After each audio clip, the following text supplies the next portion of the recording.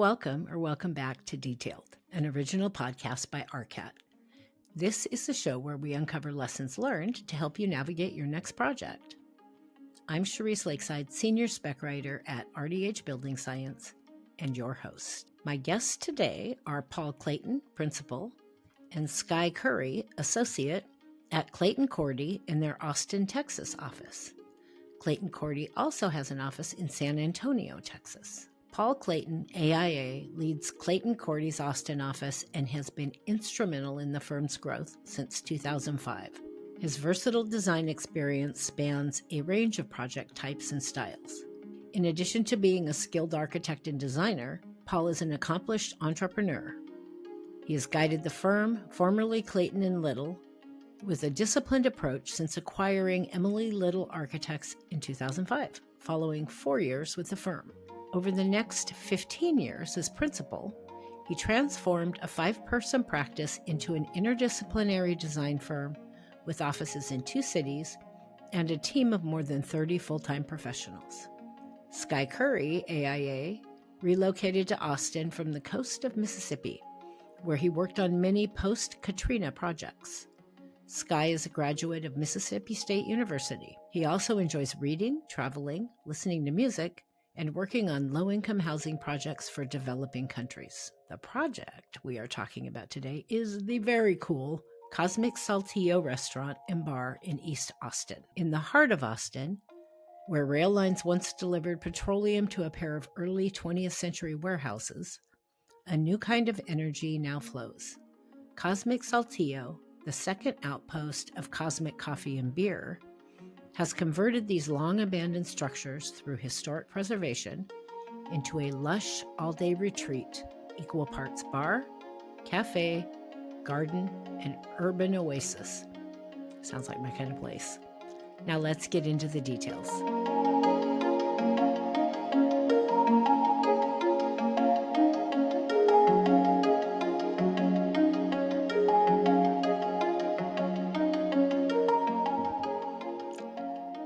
Welcome back to Detailed. My guests today, my returning guests, well, the guests are new, the firm is not, are Paul Clayton, Principal, and Sky Currie, Associate at Clayton Korte in their Austin, Texas office. But Clayton Korte also has an office in San Antonio, so you know that they're in both places. The project we are talking about today is Cosmic Saltillo, the very cool Cosmic Saltillo restaurant and bar in East Austin, which is a really fun area of the country. I know I've been there. But before we even say hello to them, I want to ask the both of you to extend a huge thank you to Brian Korte for sending me my own Brian and Cam autographed copy of your new Hill Country Wine Cave project monograph. It is very cool. Autographed. Well, I don't even have one of those. Well, I did. I will tell you, I did ask him to autograph it, just so you know, it wasn't like an ego thing on their parts. So anyway, Paul and Sky, welcome to Detailed. How are you this morning? Doing great. Yeah, Cherise. Well, thank you. Thank you for joining me. I'm excited to have Clayton Korte back on the show. And I'm excited to talk about this project. But we're going to start with an icebreaker question just to get us warmed up and to learn a little bit about you. I picked something different very randomly for every guest. So there's no underlying mission here with this question. So what I'd like to know is tell me, I've asked this question before in a different format, and I always get some answer about architecture. So I decided to change it up for the two of you. Tell me about something that you are passionate about outside of work and unrelated to architecture. Gosh, for me, I would say having new experiences, travel is probably the thing that I like to focus on. Part of that does often include architecture just because I can't help but go stare at beautiful buildings. But anytime I can travel and go get new tastes and see new sights and meet new people, I'm a very happy person. So I've got a trip coming up in a couple of weeks to Europe, so I'm excited about that. So that's certainly where I like to spend my energy. I'm jealous. Where are you going? I'll be in Italy for a wedding in Verona, which is going to be Oh, beautiful. And then I'm going to make my way through Switzerland en route to Paris. So should be good. I've been to both. I have not been to Switzerland, but I've been to Italy and Paris. And I haven't done a ton of travel overseas, but I have to say that, and I went to, I think, 9 cities in Italy when I was there. I am in love with that country. I'm the same way. I'm kind of an Italian at heart. All things Italy make me smile and happy. Food, the aesthetics, the landscape. So I'm excited to be there. I agree. Agree wholeheartedly. Okay, so Paul, how about you?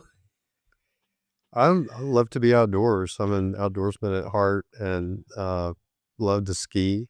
Passionate skier. Try to get out as many times as I can every year. Unfortunately, it's about to be summertime, so I've got a while to wait. Is there somewhere to ski near Austin? Colorado really is Um, closest.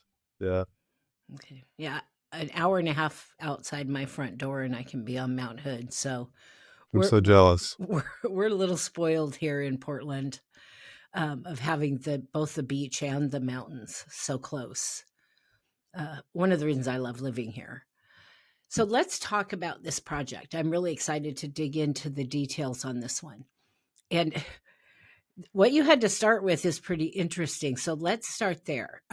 Tell me what you had to work with on this site and a little history of these facilities that were already there. Yeah, sure. It was a Texaco oil depot. It's on a railroad track. It was the main railroad track coming into Austin for the industrial businesses around the turn of the century. And it was a building that included oil tanks, fuel tanks. They would come in, fill the tanks, and then it would be distributed around town. There's two buildings on site, both wood frame construction. One was more of a kind of an office kind of building and warehouse building, and then the second was more of a pole barn and maybe I would assume uh, related to equipment of some sort. Yeah, that's where they had the trucks oftentimes housed. And so there's some brick stanchions along the back of the property where they had an elevated tank where the train would come by, stop, fill up the tank, and then they would package up all the petroleum products. And then the pole barn would house the trucks and they would go deliver them around town. So, um, that really added a lot of character to the buildings. There's some really beautiful Texaco signage that still exists on the buildings. Uh, but after that life, the property took on kind of a number of different uses from kind of art commune space. It was a music venue for a number of years. But really for the last kind of decade or so, it's been kind of left unkept and it really wasn't being used. And so the buildings were unfortunately allowed to kind of just slowly dilapidate and fall into a bit of disrepair. And so in one sense, the site had a tremendous amount of character and life and color and grit to it, and really had a lot of that East Austin spirit. But on the other side, the buildings were really didn't offer too much to work with from a functional standpoint. So the good and the bad for sure. I can't wait to hear about how you turned it into what it is now. I did another interview a while back on a project in Seattle where the architects had taken an old gas station and turned it into this community art facility. And one of the things that came up in that interview was that there was this incredible amount of contamination in the ground due to that gas station that had been there, like from the 1940s or something like that for a very long time. And they had to do a lot in order to remediate that site before they could even, do the project. Did you have any of those kinds of issues, looking at the history of what this used to be on this site? Yeah, we were, I think, fortunate. We weren't required to do any extra environmental studies necessarily. I think the hope for us going into the project was, at least to our knowledge, because all of the tanks were stored above ground, that there wouldn't be any significant issues with tanks that had been left in the ground and seepage over decades and decades. So, we did a fair amount of excavation on the site, and were lucky enough to not uncover or find any issues. So fortunately, we were able to avoid all that. That's a good thing, because Yeah. it turned out for this other project, they weren't quite prepared for just how bad it really was, and they had to do a ton. It could So have been devastating to the project. Total. I'm happy we didn't find it. I'm sure you are, because it sounds like you had enough to work with already here.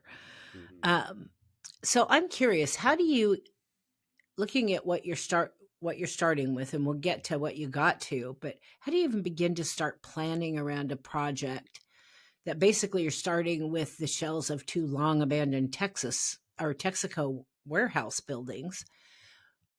What did the investigation and planning process look like before you could even really start thinking about design? Yeah, the physical condition of the buildings was, that kind of is where everything started in terms of our investigation. Sky, you can tell more about. We were lucky, these buildings are both local historic landmarks. And so there was an application, that was submitted to the city that had a fair amount of research and history that was provided. So we were lucky enough to be able to tap into that, as well as doing some real thorough investigations for the buildings themselves, just in terms of how to approach them from bringing them up to a functional state standpoint. We're very lucky to have a lot of wonderful people that we get to work with, from waterproofing consultants, historic consultants, all the way down the line. And so it was just taking the time to do a thorough enough review of the buildings themselves and able to tease out any of kind of the important pieces of history that we felt like were worth kind of celebrating and identifying. Um, and then, from a standpoint of how to approach the project from a design and how to meet our clients' goals and needs, at Clayton Korte, we do something that's called experience design, which is kind of a very fundamental part of our process. So if you want to go into that a little bit, but that's a big part of how we approach just how to begin to think about a project and how to meet our clients' goals. Yeah, experience in hospitality design is just another bit of context. We tend to treat it separately as a bit of context rather than uh, the design creating the experience from the outset. We tend to plan the experience and design to it. It's a process that allows us to align with our clients and their vision. Uh, you know, Prevents us from punching around in the dark in terms of what's in our clients' minds. We tend to try to tease it out in the beginning and create a North Star that the entire team can orient around. You know, I've never heard anybody quite present looking at design that way. Like, understand the experience. I mean, I know people, talk to the users and do all kinds of things like that on their projects, but really understand the actual experience of what you're trying to design before you start designing it. It seems to me that would be a game changer in what you end up with in the long run. For hospitality projects, the experience isn't about only the envelope or the container of space. It's about what you smell, what you hear, the music that's on, why it's that music and not another album, what the staff are wearing, how they present. There's just a whole host of things that together create the experience of a place. And a lot of these restaurateurs, they have it in their minds. They have done it before, and they have kind of iterated their concept over and over to achieve it. We try to get as close to it as we can from the outset. And, you know, our response in space may be very different based on the intended outcome. So, it's very much like any other bit of context. It's just as important on a rural site as understanding how the sun travels across the sky or where the breeze comes from, you know. So it's in an urban context for a hospitality project. It's something that we just don't skip. I love that too, because like Portland is a foodie city, and restaurants and hospitality spaces come and go here um, constantly, because we're so fickle in this town. But I can tell you that there are places that have been here a really, really long time because you go in there and you walk out feeling like it was worth it for that night out, whether it's a night out dancing and drinking or a night out having a really nice dinner. Um, it's everything. You're spending money to go out and have an experience, and it's a game changer. That really, people think about functionality in this business a lot. I need this space to do this, and I need this space to do this. But that human aspect, I think, the second you walk into a space that somebody didn't think about that human aspect and what you're going to feel. Cherise, it's interesting. The kind of the end result of that process for us is a document that effectively has no architecture in it. It's words and it's images, and it's trying to kind of create the vibe and the energy that we're trying to use. And so that kind of becomes our datum for the rest of the project that we can fall back on and look at it and go, are we holding true to our kind of original vision? And so it really gives us as designers a real good palette of kind of experiential information to kind of work from and draw from to kind of make sure that connection between the user and the space and the client is as strong as it can be. So that's a good lead into the next question, which are your goals? Okay, you've gone out and you've investigated these buildings. You've kind of gotten a vibe on what you have to work with. Now you have to start working on that, that initial planning, that programming. What were your initial goals for this project? And tell me a little bit about the client and what they were asking you to create for them. I think starting with the clients is important. They have a successful location just south of downtown, close to a university. Uh, it's the kind of place that really defines what Austin is, how Austin lives in people's minds. They really are one of the groups that are helping support it and define it. It's the reuse of kind of an old building on a site. They've created a really beautiful garden in front of it with pond, chickens. They compost on site. Uh, they serve kind of an all-day menu of coffee in the morning and uh, cocktails and beer, wine in the evening. It's a place that the entire community uses. People bring their families out. Kids are running around. Students use it. They come and spend all day studying. It was just a real success, and the clients themselves are a trio of fun-loving guys. To create something like that, it really necessitated the kind of wizardry of one of the clients in particular who's real interested in organic gardening and just brought that to initially just kind of a coffee shop and bar. And it was kind of unique to the area, and it's heavily used. People meet there before they go to other events. It's a real important place in the city. It's always been being voted kind of best outdoor patio or best date spot or favorite coffee shop, and so there's a lot of goodwill that they built over time. And so I think our first charge was not to disrupt that goodwill that they had built. Was to kind of transplant it from South Austin, put it into the East Austin setting. Incorporate a little bit of that East Austin energy that is so prevalent there. East Austin is a place in Austin that still you can find a lot of old school energy. A lot of hole in the wall bars. It's got a great food scene. It's a wonderful mix of cultures that are all very expressive, very colorful, lots of art, music in that area. And so there was a lot for us to draw from and add to the palette. And then after that, really, it was about setting, the stage for nature to kind of come in and take over and, make the space feel like a bit of an oasis in downtown. For art to come in and add color and represent kind of the east side. And then really just for Cosmic to come in and do their thing with their wonderful drinks and food and service, which is always just at the highest level. So, um, yeah, it was really about just kind of continuing the energy that they had already created. So let's start getting into more specifics about the project. What was going to be the biggest challenges you had to face with this building as you're starting to work your way into design?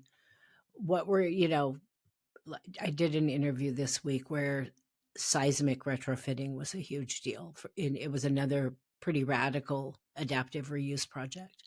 What were your number one biggest challenges that you could tell right at the outset you had to tackle? Decaying buildings. Yeah, I mean, radical's a good word, these buildings were in such a state where there was almost no insulation, there was almost no waterproofing, there was absolutely nothing accessible, nothing was level. And so it really took an incredible amount of energy to just bring these buildings back to a usable state. And I think it's worth mentioning too that the Cosmic team, in their investigation of spaces, looked at dozens of properties around town, and decided to make this space, even though it obviously needed as much work and as much time as it did, their new home, which to me is a testament to who they are in terms of how they want to and continue to invest and dedicate themselves to their community.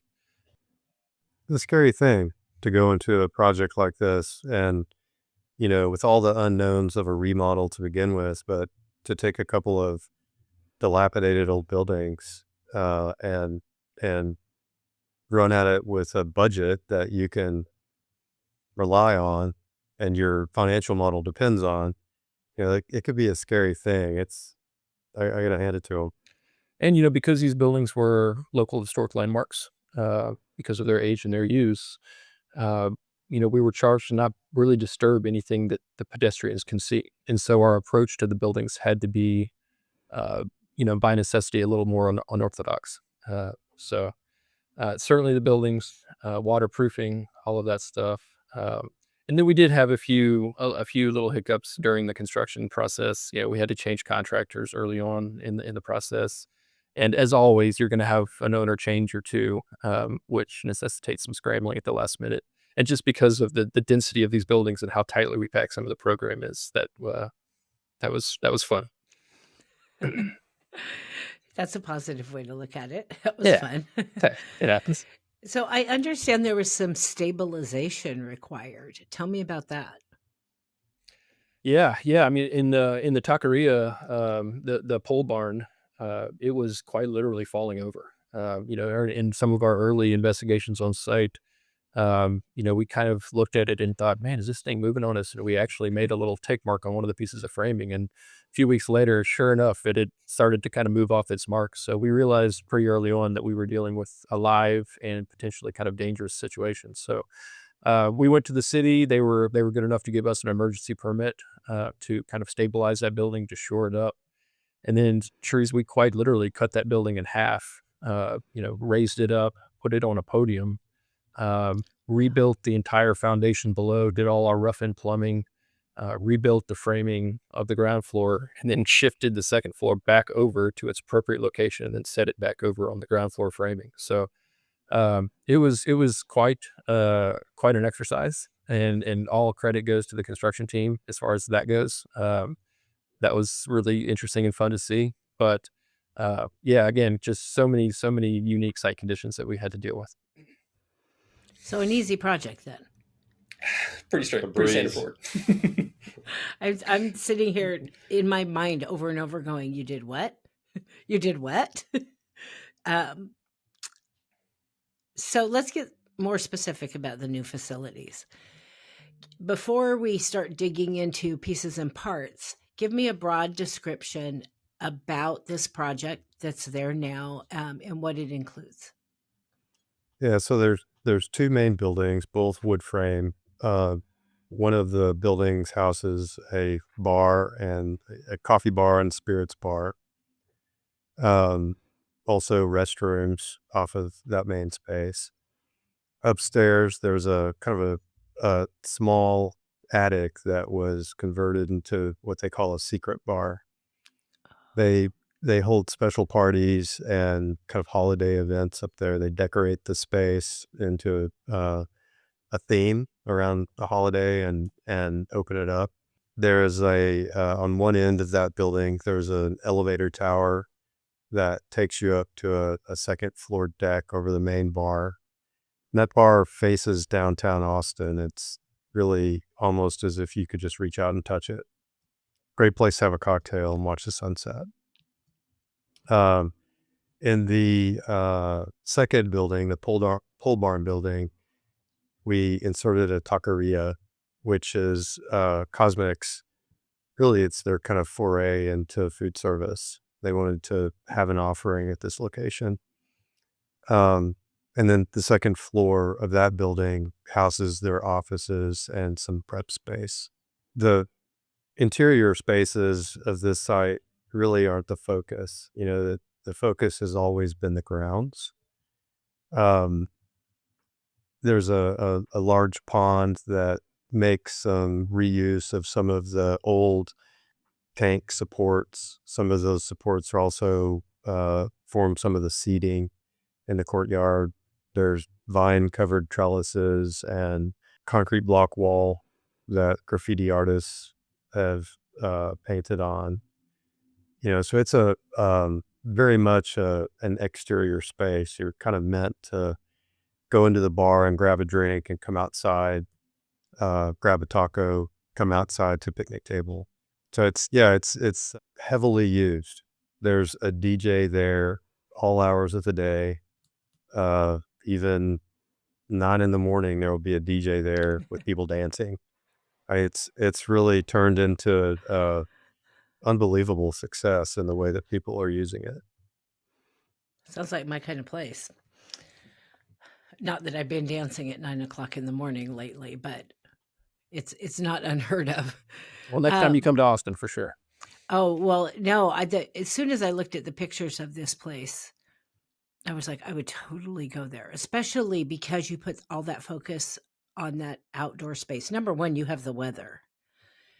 We have some places like that here, but typically only part of the year can you be in those outdoor spaces because of all the rain and everything that we get here. But the ability to be outside, not in a concrete jungle, but in an outdoor feeling space, for me is always a game changer. I'd rather be outside than inside any day of the week. Well, and again, it was so important that we had some harmony with the original Cosmic location, which again really is all about the exterior. And so for us, setting up the experience of the spaces, instead of bringing you through the buildings, we brought you between the buildings, kind of, and then the first thing you see is really the courtyard before you even enter into the buildings. And so, it's really about celebrating that moment and kind of revealing that to everybody. And, the courtyard is used in so many different ways. It was important for it to be flexible. Cosmic throws so many different types of parties, whether it's just hanging out on an afternoon, they do markets, they do music venues. And so its adaptability was also an important part of the program. Well, I will definitely check it out if I get to Austin anytime soon, and I will call all of you up that I've met there so far, and we can all go have a drink. We We'd can love actually have a happy hour. We'll go dancing. I'll never ever say no to that. Just so you know, my kids think I'm crazy. It's like, Mom, it's like, no, if you're not dancing, something's wrong with your world. I'll keep it weird. You know what we say. Yeah. We said it first though, just That's so true. we get that clear. Fair enough. But we love that you're our sister city. That's right. So there was some salvage that happened in this project, as well as maintaining things like the graffiti, which I love. I love that real vibe that comes with that. Tell me what you salvaged and how you use that to your advantage. Yeah. One of the charges, certainly from our owners, as well as kind of one of our original intentions, was to try and save as much as we could.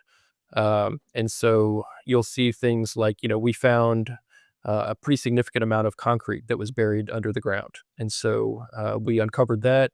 We broke it up into pretty large sections and reused that. Instead of pouring a bunch of concrete for our sidewalks and pathways, we now have reclaimed concrete that forms our sidewalks and pathways on the interior. Paul mentioned the water feature in the courtyard. We found a big old water pipe that was buried that we decided to make the spout out of. The receiver of the water feature is an old top of a grain hopper that our landscape installer Billy Spencer had found out in his hometown in Marfa. And so it was very important that anything we could find and reuse, we did, and that anything that we added new to the site wasn't really new, that it had age, that it had a story to it.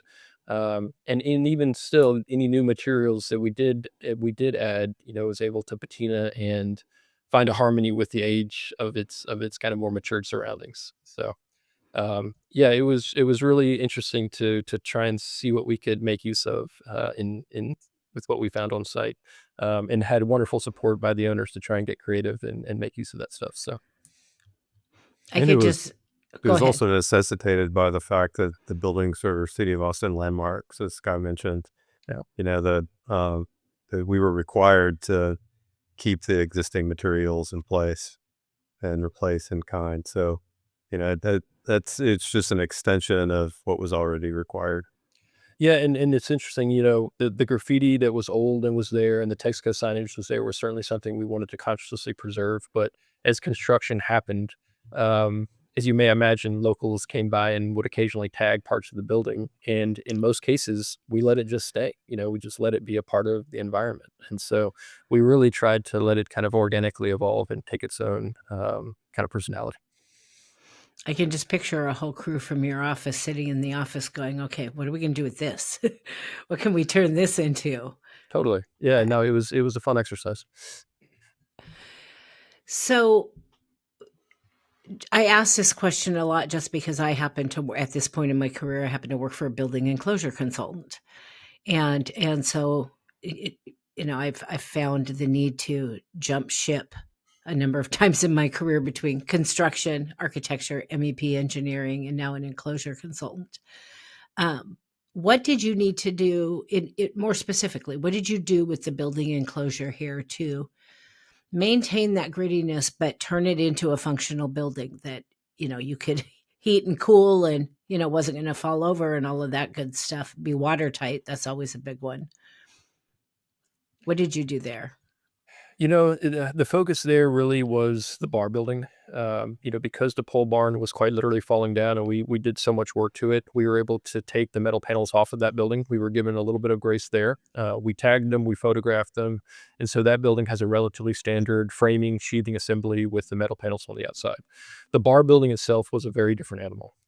We couldn't take on the expense of pulling off those materials and putting them back on, or the time. And so effectively we had to approach, at least from the walls, everything from the inside out. And so Because there's no drainage plan. exactly, yeah. The metal panels were effectively tapped right onto the wood studs. And so we worked with Erica Bonfanti over at Acton Partners, who's one of our great waterproofing consultants here in Austin and Texas, to effectively develop a system that would work from the inside out. And so forgive us if we get a little technical here, but effectively what we tried to do was create a drainage plane, and we had to put a drainage board into each stud cavity, tape it into place, liquid flash the bottom sills, create another kind of layer of flashing that went over all those sills and then down, which allowed the water to kind of run down the drainage board, over all that flashing, then out beyond the skirt. And then behind all that, we did close cell insulation to effectively, kind of freeze all that in place, to act both as an insulator and as a water barrier. And so that system allowed us to keep everything in place, keep the original kind of integrity and look and feel of the metal panels, but still provide a good functional, workable core for the walls. And so far, everything's worked good. The other interesting approach to that bar was the roof over the actual bar itself. Part of the building is 2-story, part of it's 1-story, and the 1-story is where we've got the bar. And we were lucky enough to have the original trusses, the original deck in that building, and that was something we really wanted to maintain. And to meet our energy codes, we had to add a pretty significant amount of insulation onto the roof. However, our friends at our historic preservation office did not want us to change the nature of the eaves, the width or the thickness of the eaves. And so what we did was effectively taper the insulation so that at the ridge, we had something like 10 or 11 inches of insulation. But as it made its way out to the eaves, it tapered down to effectively nothing. And so that profile at the edges was able to kind of keep its historic look. And we were still able to appropriately insulate the space. So couple ways to kind of trickily get around some of that waterproofing insulation. Well, my favorite questions are the problem-solving questions Yeah, because that's all we do all day. Totally. It's always fun to solve a new problem and to attack a problem a new way. And this certainly encouraged us to do that. So describe some of the materials you used on this project and aesthetic features of the exterior design. I'm kind of working our way from the outside in. Yeah, so exterior materials are very much the existing corrugated metal that was on the buildings that we were required to keep. The Texaco brand was used in the shingle color, striped red, green, and white. We replaced those. The wrap on the elevator core was perforated metal, and the elevator inside the perforated metal was graffitied. We in true bootstrap fashion related to our clients, we did some lighting design to try to figure out how to light the core within, so at night effectively the scrim would disappear. Kind of through trial and error, we've been able to make that work successfully. There's concrete block on site, as well as landscaping materials, lots of plants, a lot of rusty metal. Drill stem pipe in Texas is relatively inexpensive. We used a lot in the landscape for trellises and the like. Yeah, we wanted the materials to be very simple, to be very durable. And we wanted them to effectively do one of two things: either be painted or be vined over, or be able to kind of age and rust and have memory and patina that again would kind of find some harmony with the older materials that were already on site. We didn't want the new to feel obviously different or disconnected from the existing buildings. And so it was important those materials could pretty quickly find a balance within the property. And using those simple, affordable materials, again, kind of found a relationship with the original Cosmic, kind of the old school nature of the East Side, and just the industrial setting that the building kind of always existed in. Thank you, Stuart. Yeah. So before we move inside the buildings, tell me what's the most unique thing about the exterior? Like, what's the thing if I were to walk in there and never been there before, what's probably going to jump out at me and go, wow, that's cool? One of the charges that Cosmic gave us early on, and one of the few ways we wanted to distinguish Cosmic Saltillo from the original location was to activate it at nighttime. Cosmic, what we call Cosmic Pickle, which is their original location, 7 days a week during the daytime, slam packed. But at nighttime, for whatever reason, they would lose a little steam. And so they wanted us to make sure that the building really activated itself at nighttime. And so, we knew we had to provide an accessible path up to the second floor balcony. And necessarily, we had to have this kind of tall elevator core that was going to be this very vertical, kind of striking feature that was very different from the rest of the buildings. And so, we just thought, let's just lean into it and let's make it a beacon. Let's provide some signage up high. It can be seen all the way from the interstate, from I-35. It can be seen up on 6th Street looking down. And so there's a lot of really wonderful view corridors that we were able to take advantage of. And as Paul mentioned, the design that we at least sold to the clients was this idea that, during the daytime, it would kind of take on this mass. You would see this metal scrim. And then at nighttime, as we illuminated it from within, the mural itself would really reveal itself. And, it would start to become activated. The lights can change color. Again, they can have kind of seasonal relationships. So game days, it's orange or green for our MLS team. Christmas, it's red. And so it's a real way to kind of activate the site and to go, man, what's going on there? So that's one of the ways that we tried to activate it at nighttime. Um, and then as you move into the building, we've kind of tried to create kind of an outside structure with these cables that are attached on one side, on the east side to the site wall, and on the west side to the bar building and patio. That creates this kind of funicular structure that allows for vines to grow up them, lights to be kind of embedded within them. And the hope is that over the seasons, that it'll grow up far enough where we can have some shade out there and have some twinkling lights. So the transition between daytime and nighttime was something that was very important and that we focused on a lot. Sounds lovely. So let's go inside. Describe some of the in a little more detail. We broadly just got a little bit of a broad description of what kind of spaces are in there, and so let's get into more details in the spaces. Describe the interior spaces that are included inside. In the main bar building, we essentially just scraped all of the layers and layers of past remodels and renovations out. The floor had thick layers of linoleum that were taken off. We found a very thick plank wood floor underneath, and assumingly it held some kind of load. But we kind of lightly sanded that, and that remained to be the floor.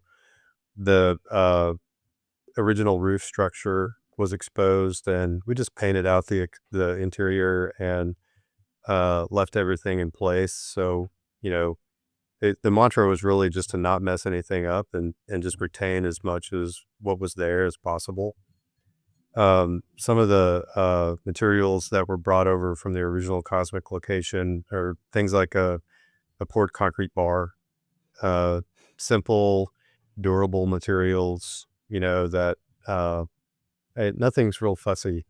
So, the place is really about, it's almost like an ice house type bar where you're meant to walk in, grab, and then go back outside. So Yeah, that's right. The goal was to always keep the interior spaces more about function than comfort necessarily. Cosmic is always very, very busy. There's typically lots of lines. And so the interior spaces are really more about moving people through quickly and efficiently and then letting them find their space on the outside. Um, and so, we've got something like a 30-foot long bar, with lots of different bar stations to kind of accommodate that kind of facility. And then at the taqueria, the charge there was, to let it kind of take on that old school Mexican taqueria feel. So again, very, very harmonious with kind of the East Austin vibe, simple materials. We've got some old Austin brick on the inside, a couple pops of color, but really it's about the open kitchen, being able to kind of watch the people cook and the smells that they're created. Grab your food and have a cool, fun menu and hear some music. And then again, go back outside and find your place, out in the property and out in the trees.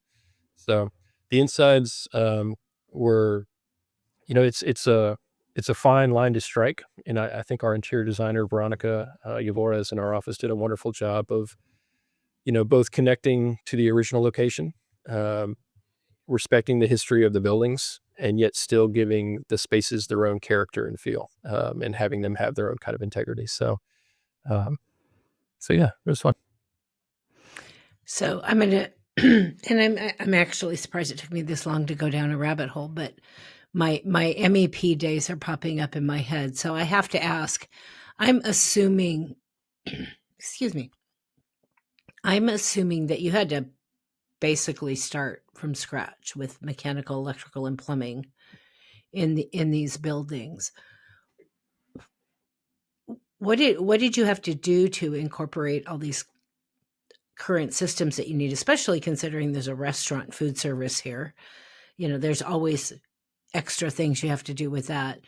what did you have to do with your MEP to? How hard was that in a building that basically you had to start all over? And Yeah, did you have the space for it? yeah, very little was there originally. So once it was gone, it was just a matter of installing new services. The mechanicals exposed and painted out, and you know, I don't the trades were probably not the most difficult part of the project. It kind of solved itself. Oh, well, that's good to know. Yeah, we certainly had to upgrade all the utilities on the site. We had to upgrade electrical. We had to upgrade, the lines that ran into the mains of the streets. So there was certainly some of that just to get the site to a functional standpoint. Um, we did our best with the taqueria to hide all of the equipment on one side of the roof, and so it wasn't visible from the courtyard or wasn't visible from some of the elevated patios. And so just being, very specific at how we site and locate some of those elements. But other than that, we didn't work too hard to try and hide any of the interior elements. Again, kind of let it be industrial, as Paul said. Just call it what it is, paint it out, and let it be kind of unassuming. So we were again lucky to work with some good people and had a pretty good plan of attack early on. So again, the thoroughness of the investigation of the buildings and having a good plan going in, I think helped a lot as far as all that goes. So somehow in my research, I missed that this was a building with historic status. So this question is now taking on a little bit different bend for me now. And I've worked on historic projects over the years. And so I know that going through the whole city building department, historics, whatever your historic group is, can sometimes be incredibly challenging. How did the permitting process and planning process with both the city and whatever your historic group is, your public group, how did that go? And did it add time to the project, or did it? Sometimes I hear it went great and we worked together, and sometimes I hear just we had to keep going back to the drawing board. What did that process look like? Yeah, it typically adds a little bit of time to the permitting process because the historic review process is just another stop the submittal has to make through the city process, right? We try to meet with the local preservation officers to give them a sense of what we're doing and get their buy-in kind of at the staff level before we submit our permit. And typically, if we do that, it can sail through with staff support. At the Landmark Commission, if they decide to pull something to discuss it, it can delay the project up to 3 months in permitting. They have the ability to do that. It's rare when we've done the diligence beforehand and we have staff support. Because this was a landmark previous to our working on it, it does get special attention as it moves through that process. And I'll also say, just because of the state of these buildings, there was a significant amount of support for anyone who was willing to take on, what was the big project of restoring these buildings and bringing them back to life. So the neighborhood was incredibly supportive, and we did get a lot of support from the city in our efforts. So again, a lot of credit goes to Cosmic for their willingness to take that on. But yeah, we were lucky enough to pass on consent on the first round through historic. And so that really was not a huge issue. The biggest part for me, at least, dealing with the city was upgrading all the utilities. In Austin, there's a couple of ways to go through the site plan process. You have kind of a very quick review, which is something that's usually done when there's very little done to the site. You have a very small amount of developable area that you can change, and there's pretty significant limitations. That's how we approach this project because of the timelines that typically that affords. If you go through a full site plan in Austin, it can take well over a year to get your permit. With an exemption, usually it'll take 1 to 3 months. And so that was our goal for the project, despite the many, many changes that we ultimately did have to change. So that process ended up dragging out a little bit just because I think we probably did the most involved site plan exemption in city of Austin history. but we were able to work it through successfully. And yeah, everything at the end of the day worked out good for us. So all positive. I love to hear of city building departments that recognize that it takes a lot to take on a project like this and bring it back to life. It's way easier to build a new building.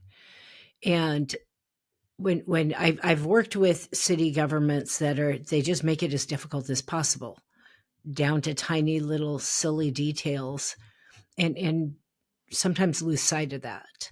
And I love to hear of a city that recognizes that, hey, at the end of the day, we're going to still have our historic, that maintain that history, but we're going to have this new functional thing that is better than a dilapidated thing that is basically just a hangout for taggers. And as Paul was alluding to, the city's done a wonderful thing where, before we have to formally present the building and the project to both the public and the Historic Commission, they've set up kind of a formal process where we have just a few members of the commission that we can present our information to, get their early feedback informally, and then work to kind of get them on board with our ideas. And again, that usually allows us to move through that more formal big process much easier. And so, if you take advantage of that process and you work with the city from very early on, more often than not, it's a very smooth process. Allows them to be stakeholders. That's right. Yeah. Well, in the end, everybody wins. That's it. So I love construction stories. I especially love construction stories on, and I'm stealing this term from a previous guest way early on in the podcast. I had a guest that called it radical reuse.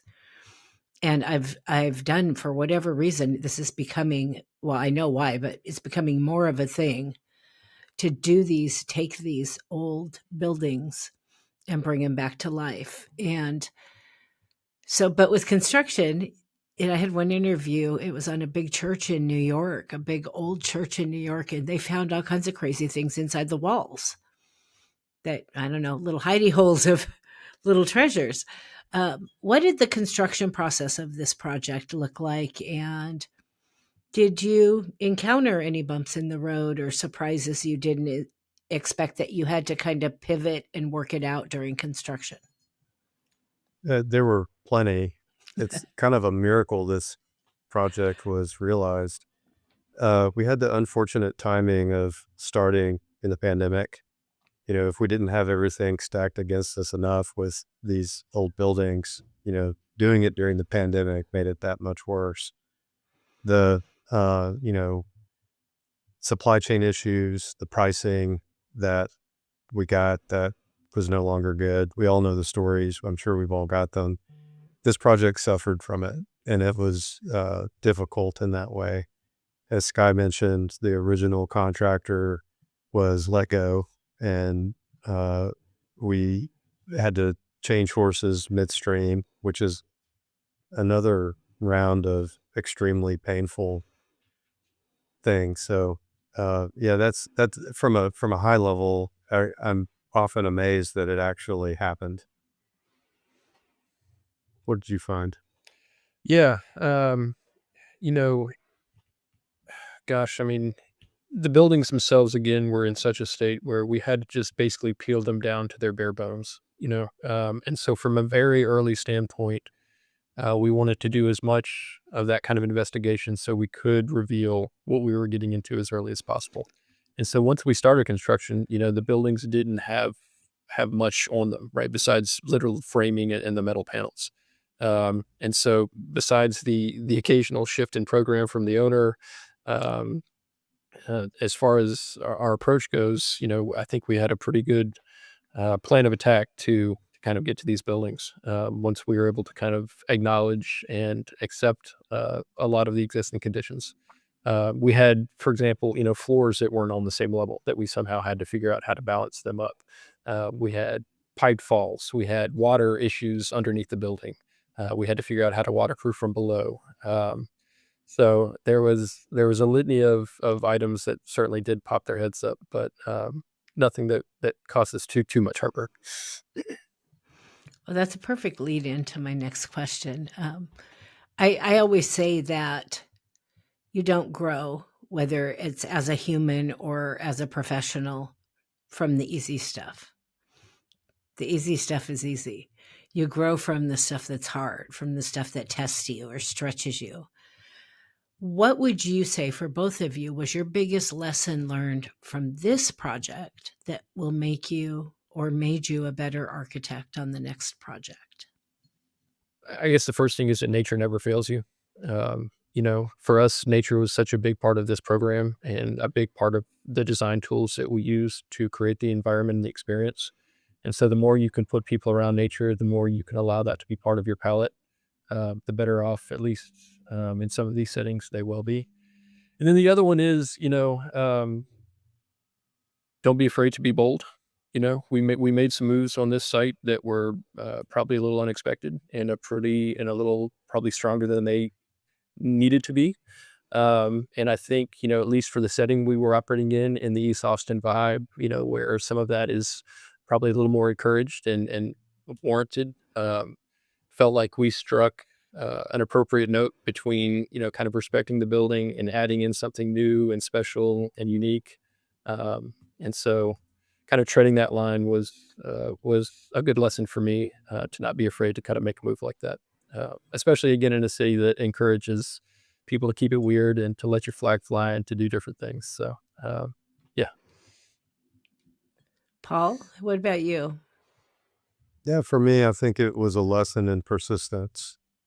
It's with, as I mentioned, the pandemic, the contractor, the difficulty of the project.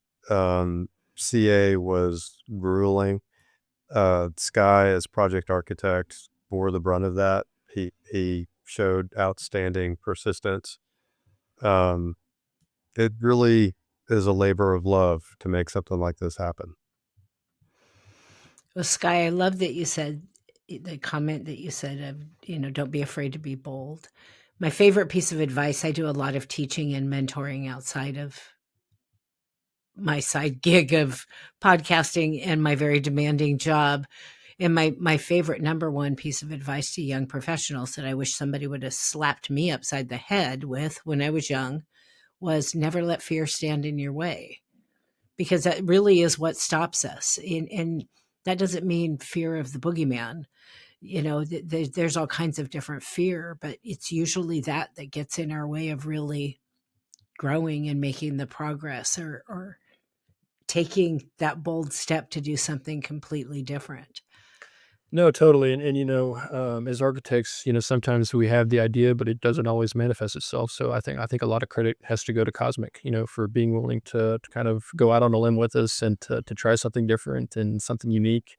Paul mentioned, we talked about the effect of the tower. That was something that we kind of sold to them in narrative only. It was an idea that we had that we hoped would work, and they supported us, and we're kind of excited to let this thing have its own feel and its own unique language. So it was a really rewarding process to kind of go through with them. So before we get to our two closing questions, this is your chance to toot your firm's horn. What can I look forward to sending one of you an email about later saying, hey, I want to see this one. Can we talk again? What are you guys working on now that we can look forward to seeing in the future? We've got a great project finishing in Aspen right now. It's another one of Sky's projects. It's a Nobu restaurant and a private club above it. Another labor of love, and it's been a long time in the making, but it's a really, really beautiful space. Both spaces, very beautiful. We've got a lot of things cooking. Several houses, wineries, and a hotel in California. We have some houses around the country in Michigan and Oklahoma, hotels here in Austin, and we're even doing a restaurant for a open fire chef coming in from another country. So it's really an embarrassment of riches. we have a really fun job.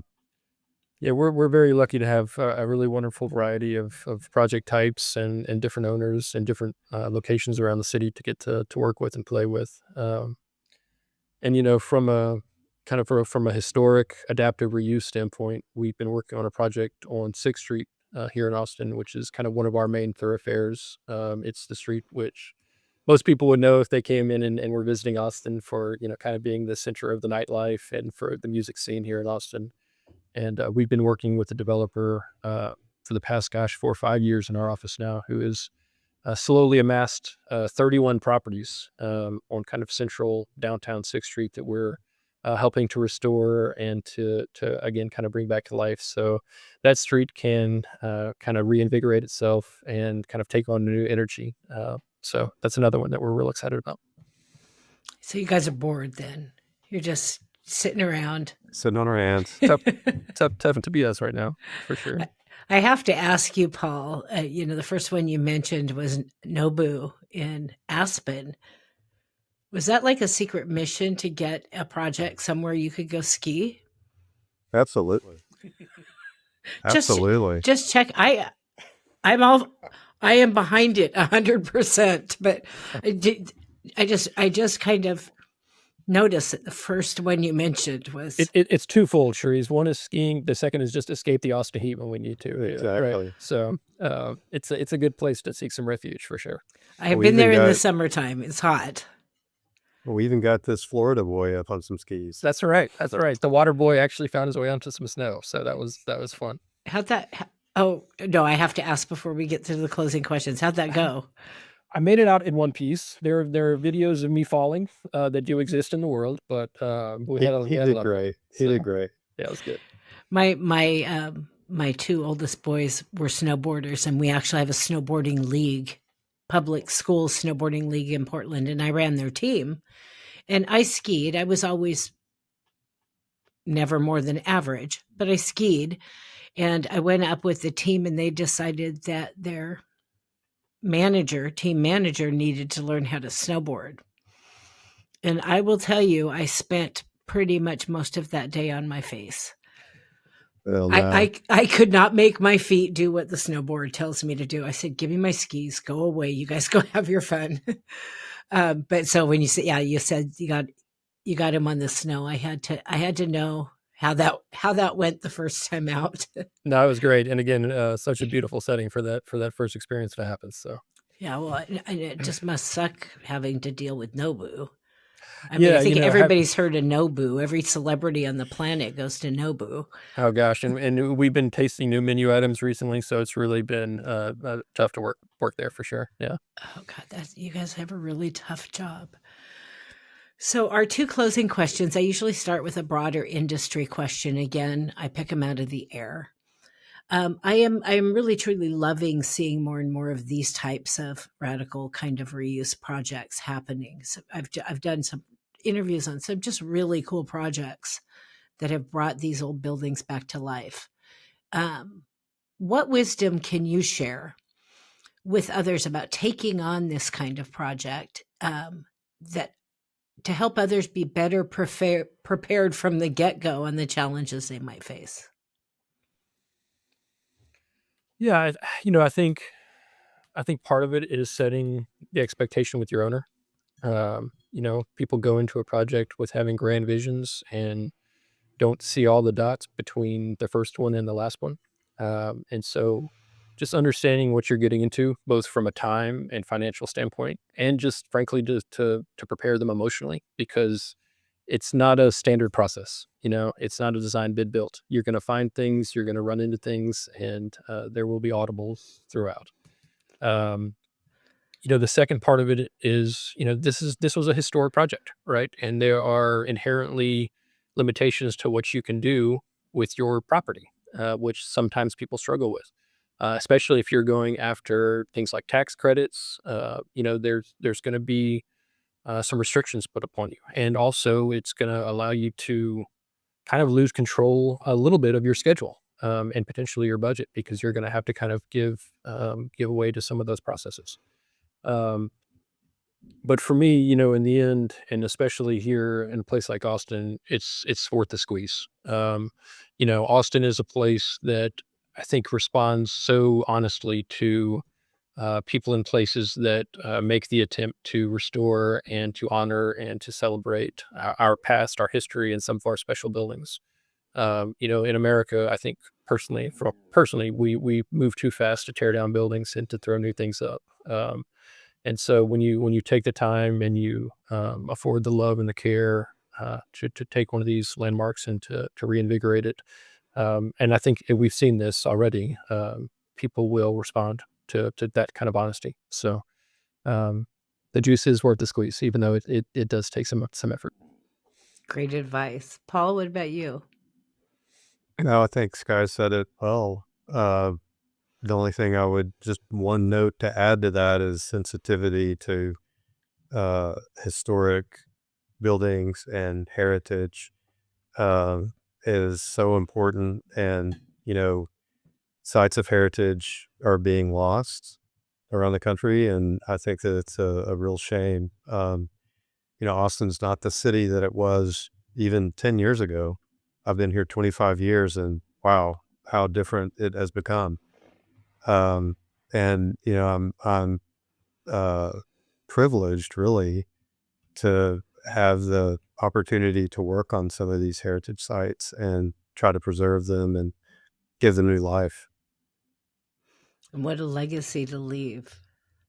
I mean, I'm sorry, I'll take a cool old building, reformat it into whatever you need it to be over a new building any day of the week. Not that there aren't beautiful new buildings out there. There, of course there are, but there's something about that, like you said, that emotional attachment to You know, our, something that's been a part of your fabric of life.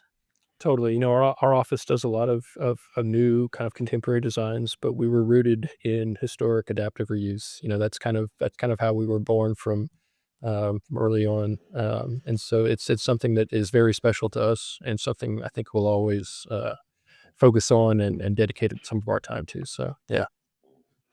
Okay, so final question of the day. Easiest question. I was not being serious there. This is not the easiest question, or at least not for some people.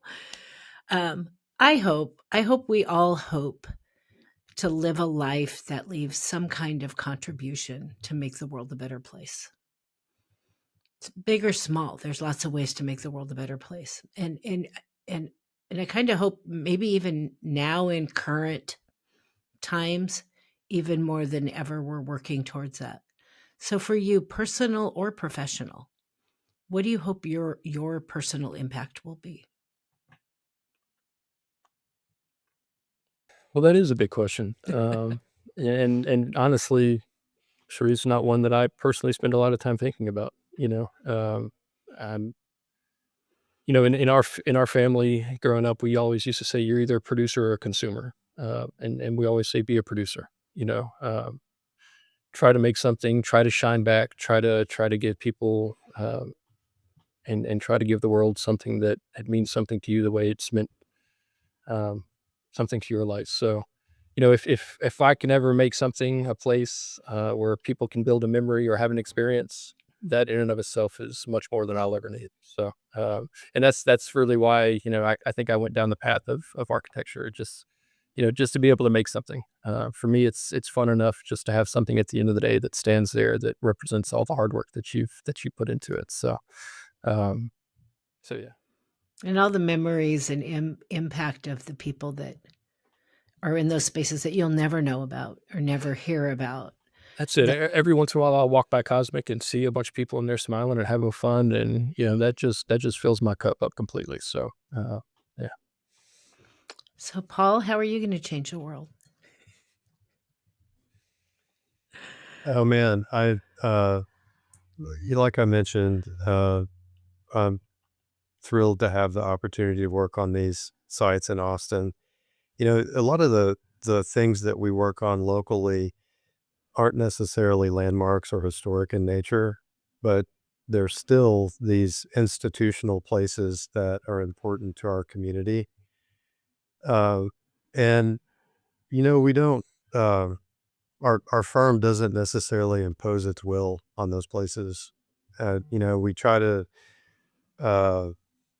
practice durable design that will last, through another 50 years, 100 years. And, sometimes it's hard to avoid trend and the latest flashy moves. But that's always the hope, that we can build our community in a way that is lasting and I hate to use the word classic, but that really is, I feel like, my position in the firm, to be sure that we're not making moves that are about because we like it, that we're doing things for all the right reasons and we're serving our communities. Well, you know what? There's nothing wrong with the word classic. In my closet, I have a black dress I bought probably 25 years ago. It's a gorgeous black dress, and I've had that dress for 25 years. I've cared for it because I love it, and I can wear it today the same way I wore it 25 years ago. And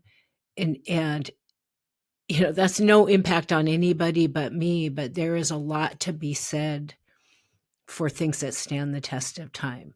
I can walk by a building and go, oh, yep, I know that's a 1970s building. These ugly green and orange weird metal panels on the outside, or, things like that. Something that can last and provide that value to people and still be beautiful for a very long time, in my opinion, is far better than whatever the flashy new thing is. Because that flashy new thing does get old. And oftentimes it just looks like it's jumped off of a computer screen into the world.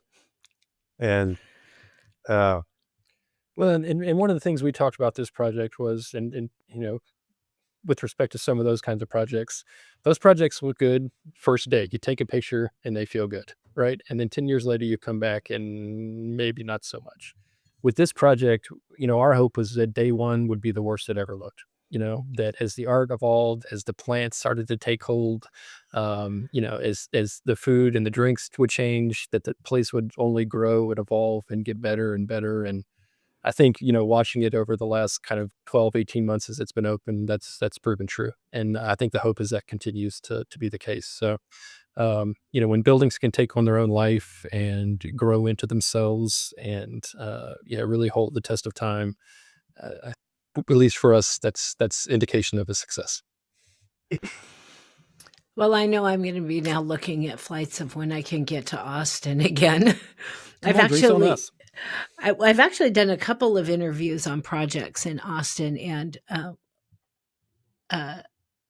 can't think of her name right now, but a lady in Austin, and she designed this really cool kind of tiny home accessory dwelling unit. I think it was called the Beehive. Film producers own the big house, and they built this cool little slanted, interesting thing in the back. And we just had a really great interview, and she is a soccer fan, rabid soccer fan for your team. I, until recently, have been a season ticket holder for the Portland Timbers. And I almost came to Austin to go to a game with her when the Timbers were playing Portland in Austin. Unfortunately, the timing didn't quite work out for me to come then. So I have multiple reasons to come now. Well, you should. The stadium's great, and it's an amazing energy that they're able to create in the stadium. So it's a heck of a good time. So, well, it's just moved way up my list. Gentlemen, I can't tell you what a pleasure this was to chat with you guys about this project today. I hope that you'll come back and tell me about more projects, because it's been nothing but a great experience. We'd love to. A couple of times now, and I will definitely look you up if I'm in town. Please do. Yeah, we look forward to that. Yeah, thank you so much for having us. It's always fun to talk about cool buildings with cool people. So.